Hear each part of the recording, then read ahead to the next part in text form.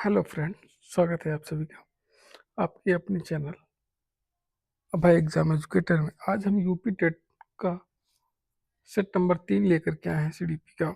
सो इसमें हमारा जो है पहला प्रश्न है आज का कि पहला प्रश्न है ट्रायल एंड एरर का सिद्धांत किसका है। ऑप्शन दे रखा है, पहला पावलोव, थॉर्नडाइक, स्किनर और डी ऑप्शन। सो दिख नहीं रहा है तो छोटा करते हैं इसको, अब दिखेगा डी ऑप्शन। तो पहला ऑप्शन दे रखा है पावलोव, थॉर्नडाइक, स्किनर और डी में है क्या बंडूरा। ट्रायल एंड एरर सिद्धांत, इसको और क्या किस नाम से जानते हैं। ट्रायल माने इधर देखो, ये होता है प्रयास, ठीक, प्रयास एवं त्रुटि का सिद्धांत। प्रयास और त्रुटि का जो सिद्धांत होता है उसी को ही ट्रायल एंड एरर का सिद्धांत भी कहते हैं। तो उसको किसने दिया था, तो ऑप्शन इसका बी राइट हो जाएगा। थॉर्नडाइक ने दिया था। किसने दिया था, थॉर्नडाइक ने। अगला प्रश्न 2 नंबर है, कंडीशनिंग सिद्धांत किसने दिया था। कंडीशनिंग सिद्धांत जो था वह किसने दिया था, किसने दिया था, स्किनर ने, पियाजे ने, पावलोव ने, कोहलर ने। कंडीशनिंग जो सिद्धांत था उसको दिया था पावलोव ने, पावलोव ने दिया था, ठीक है। अगला प्रश्न है 3 नंबर, अंतर्दृष्टि का सिद्धांत किसने दिया था। अंतर्दृष्टि का सिद्धांत किसने दिया था। यहाँ पे हमारा इसका सही आंसर जो होगा वह क्या होगा, थॉर्नडाइक, कोहलर, स्किनर, फ्रायड।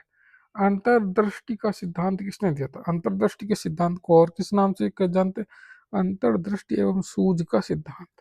तो यह किसका था, यह कोहलर का था। अंतर्दृष्टि एवं सूझ का सिद्धांत किसने दिया था, कोहलर ने। स्किनर ने क्या दिया था, स्किनर ने दिया था,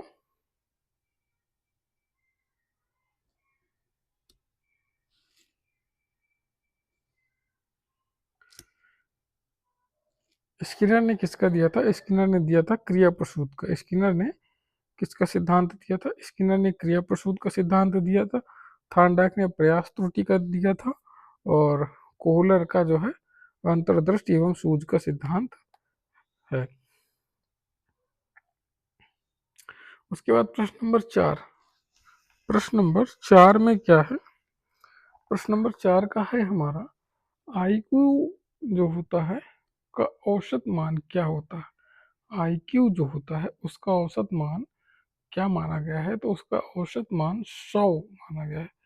क्या माना गया है, 100। आईक्यू का जो औसत मान है वह कितना माना गया है, वह 100 माना गया है। ऑप्शन सी इसका राइट होगा।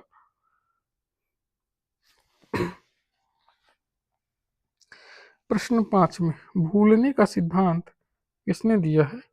भूलने का जो सिद्धांत है वह किसने दिया है, उसको किसने दिया है भूलने के सिद्धांत को, तो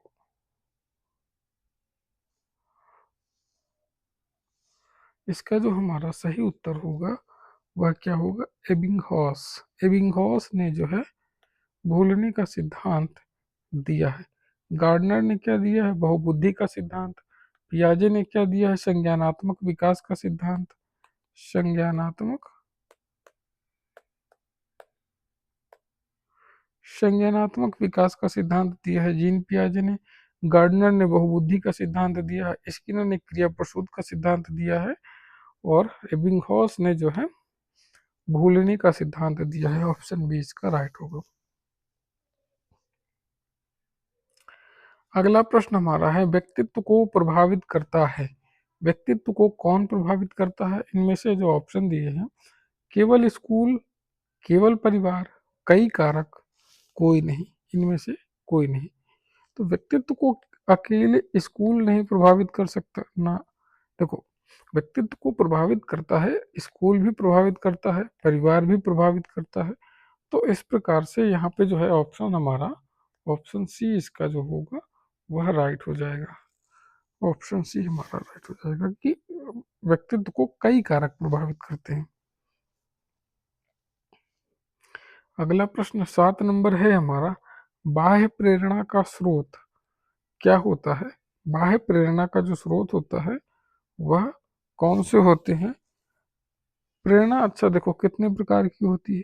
प्रेरणा जो है दो प्रकार की होती है। एक होती है आंतरिक प्रेरणा, एक होती है आंतरिक प्रेरणा, दूसरी होती है बाह्य प्रेरणा। एक आंतरिक प्रेरणा या दूसरी बाह्य प्रेरणा।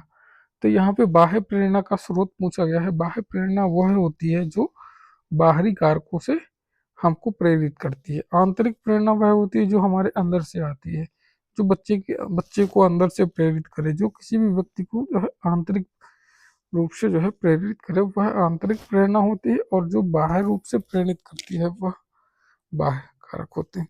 तो बाह्य कारक में समाज और इत्यादि आते हैं। तो यहाँ पे हमारा इसका जो सही उत्तर हो जाएगा वह होगा बाहरी कारक, ऑप्शन बी। अगले प्रश्न की तरफ चलते हैं। अगला प्रश्न हमारा 8 नंबर प्रश्न है, चयनात्मक ध्यान का अर्थ क्या होता है? चयनात्मक ध्यान का अर्थ होता है क्या? कई चीजें, एक चीज, कोई नहीं, सब कुछ।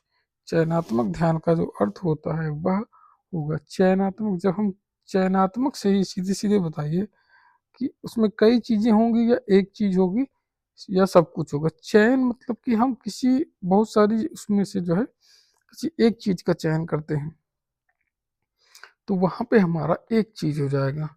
ऑप्शन जो हमारा सही हो जाएगा बी। अगला प्रश्न हमारा प्रश्न नंबर 9 है। 9 नंबर प्रश्न क्या है? भाषा का विकास होता है। भाषा का विकास कैसे होता है? अकेले में होता है, समाज में होता है, खेल में होता है, टीवी से होता है। भाषा का विकास कैसे होता है?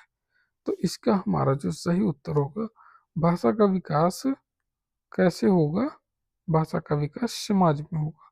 भाषा का विकास अकेले नहीं होगा, खेल में होगा लेकिन उतना नहीं होगा। ठीक है, टीवी से बहुत कम होता है इन सब चीज़ों से। सबसे ज़्यादा जो भाषा का विकास होता है वह समाज से होता है। समाज में कई लोग रहते हैं और सब लोग अपनी बोलते हैं। जब अलग अलग शब्दों का प्रयोग करते हैं, अलग अलग वर्णों का प्रयोग करते हैं, तो उनको देख करके उनको उनको सुन करके जो है सारे चीज़ों का अनुकरण करके सीखा जा सकता है। भाषा को अनुकरण से सीखा जा सकता है। तो भाषा समाज में जो है सबसे ज़्यादा भाषा का विकास होगा। प्रश्न नंबर 10, CCE क्या है? CC का जो है फुल फॉर्म क्या होता है? CC का जो फुल फॉर्म होता है वह क्या होता है?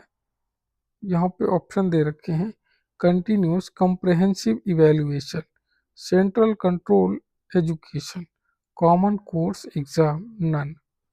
CC का जो अर्थ हो जाएगा उसमें से होगा हमारा ऑप्शन ए। CC का जो CCE का जो फुल फॉर्म हो जाएगा वह होगा कंटिन्यूअस कॉम्प्रहेंसिव इवेल्युएशन। ठीक है, ये जो है इसका सही उत्तर होगा ऑप्शन ए। तो आज की क्लास बस यहीं तक। मिलते हैं हम आपसे फिर अगली छोटा सा वीडियो लेकर के। ऐसे ही छोटे छोटे वीडियो देखने के लिए हमारे चैनल को सब्सक्राइब करना बिल्कुल भी ना भूलें। और वीडियो अच्छी लगती है तो इसको लाइक करके जाइएगा और साथ ही साथ चैनल को सब्सक्राइब करके भी। Thank you, bye bye, take care.